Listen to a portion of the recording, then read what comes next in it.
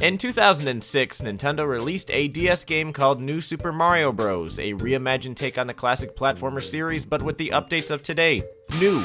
It did pretty good, you know, it did decent. Then in 2009, they released a Wii follow-up, New Super Mario Bros. Wii, the first 2D Mario on a home console since the Super Nintendo, and featuring 4-player co-op.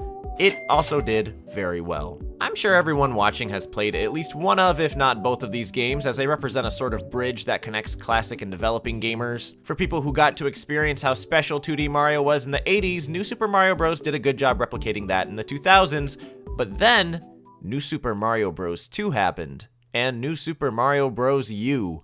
These were released within mere months of each other and did not take the wild steps and leaps like their predecessors did. In fact, I'd argue New Super Mario Bros. 2 has less content than even New Super Mario Bros. DS. That's just off the top of my head. See, at this point, it was clear Nintendo's take on the new platformer, that is a modernized one, was once again stale and not progressing, and that tacking the word new onto something was not going to disguise gimmicks in the place of fresh, original ideas. We got a damn super spreader over here. This is a lesson that it takes painfully long for Nintendo to learn. New Super Mario Bros., new Nintendo 3DS, Animal Crossing New... How'd you get in here? And in 2014, Yoshi's New Island. Yoshi's colonialism? The branding anxiety after this point. My god. I know the Nintendo naming department was doing Trank from like 2012 to 2016, but everyone was like, oh, can't wait for Wario's New Land or Donkey Kong New Country. Somebody grab me a new... Yoshi's New Island was not even introduced as such. It was first revealed as New Yoshi's Island game in a 2013 Direct, which I have lost my memory of because, well, like 10 minutes later. It also offers new action, which utilize the Nintendo 3DS system's unique features to make the game new and fresh. New and fresh. Okay guys, take notes. I find this game fascinating for a lot of reasons, especially considering we haven't gotten a new Yoshi's Island or a... well, you see the issue now. And it is certainly a great time capsule for Nintendo's approach in this era. They revealed this game as the next Yoshi's Island title that pays major tribute to the SNES original, kinda like a reboot, which I may or may not refer to it as, but with the added zing and pizzazz of the Nintendo 3DS. And I guess what they mean by this is basically just the same game reimagined with 3D graphics, because nothing in this trailer is new except this giant egg power-up, which you can throw and destroy parts of the level with. If that sounds familiar, it should. In a weird, meta, Zuckerberg, absolute cinema sort of way, the last original Mario game that was incredibly prestigious was Super Mario World, the 4th console entry, and its sequel was Yoshi's Island. So is it a coincidence that after 4 new Super Mario Bros. Games, we would then have Yoshi's New Island?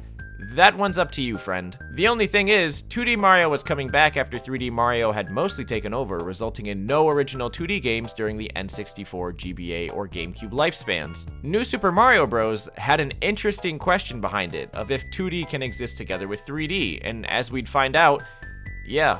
So, Yoshi's New Island, like, so what are we, what are we, Nintendo? Yoshi, just 7 years ago on the previous console, had Yoshi's Island DS, and Yoshi's New Island was announced while the upcoming Yarn Yoshi game for the Wii U had been revealed just one Wii U Direct earlier. Pissed. As the 3DS ambassador, I already had the GBA port of Yoshi's Island on my 3DS. The over-Yoshification of the late 2000s and the early 2010s is probably why we're crashing as a society right now, but please understand, this isn't Yoshi's New Hypothesis. Games don't need an MO to exist, they just need MONEY, am I right, Microsoft? We've been over this. I definitely have more respect for games that try new things, but I mean, as long as it's fun, I'll play it, so if it's Yoshi's Island just to get on the 3DS with gimmicks, very well. Polygon put it best after the demo that E3. Nothing about Yoshi's New Island struck us as groundbreaking. It looked and played as we expected, and sometimes, like IHOP, that hits the spot. People loved Yoshi's Island 1. Personally, I mean, yeah, definitely better than DS. For me, I like Yoshi's Story.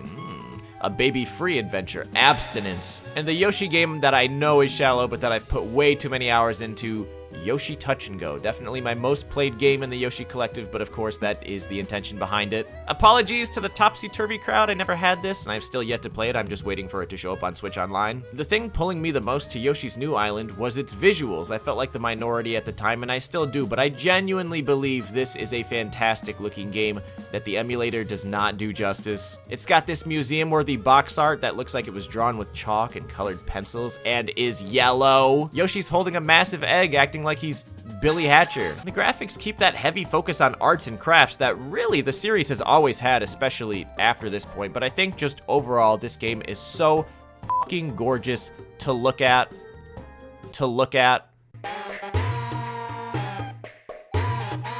There's like, did I get a pirated version of it? Am I being punished? People fucking hate this game, dude, and consistently, where some now look back on games like No Man's Sky or Wind Waker and they self-correct their criticism. People from the very first trailer up to today on Yoshi's New Island, and every time one of their reasons listed is the music. The awful kazoos that invade every single composition without fail. Even tracks like the main theme start off so damn beautiful before eventually rolling a kazoo, and it's like, why? Who is doing this?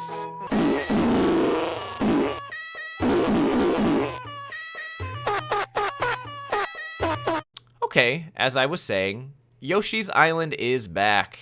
Why is Yoshi fun? Why did it start as a sequel to Mario World? It is Mario World 2, but with so much style. Instead of question blocks, you got question clouds, and you can still jump on enemies to kill them, well, a decent chunk of them anyway. But egg projectiles make for much more engaging combat and puzzles and combo locking. Getting these eggs requires the defeating of enemies, so now combat is not only more interesting, it is essential. You can make it through Mario while avoiding most combat, maybe without killing an enemy at all. Try that in Yoshi. You can't go through these games without firing a single egg until I'm editing this and I pull up a YouTube video where someone attempts to do just that. Yoshi's New Island keeps this identity close to heart, and I'm digging it. The entire first world feels like a 20-year recap prologue, the most seductive trip down memory lane. But what can this game do by itself? I mean, you have the big egg. Throwing them destroys some of the level, or if the egg is made of metal, it will drag you down in water. There's also the transformations, which are the only real use of Nintendo 3DS unique features. Hot air balloon Yoshi, jackhammer Yoshi, Yoshi copter.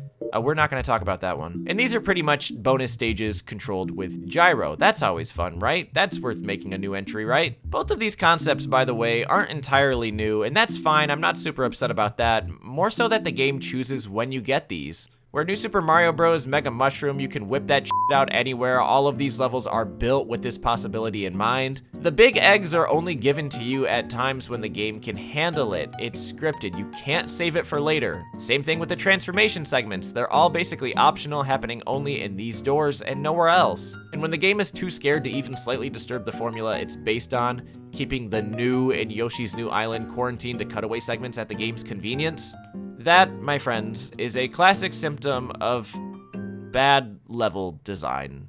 The original Yoshi's Island had levels that were so far, but whoa! This is level 2, and this is 4, and this is 7. Just in the first world, the game shows off so many ideas, and that's not even talking about the later stages or the bosses, which the final boss is the coolest ever, and this game also tries to copy that, but staying on track. They didn't just call it Mario World 2 because they wanted it to be connected to one of their best titles ever. It is fully intended as a prerequisite. Where everything in Yoshi's Island feels like an advanced concept, no. They are concepts that are, in fact, so advanced that this game required the Super FX chip to function. Yoshi's Island 1 yearns to transcend even its own platform. It is that bitch. Yoshi's New Island doesn't even come close to that in World 1, or in World 2, or in World 3. Its greatest moments will feel like early derivatives of what the OG was doing. It is only outlined more when taking into account the difficulty, so easy, man. Like, this is how you know this game is in the new lineage. The levels are short, checkpoints are handed out frequently, dying enough times gives you a power-up.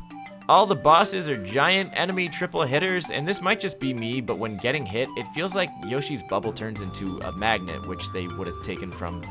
Yeah, in the original, it was a full-on emergency. Drop everything you're doing and get that baby, and holy shit, I think Yoshi's Island might be responsible for a bunch of great dads out there. May I pose something here that it took me way too long to realize? New games don't need to call themselves new.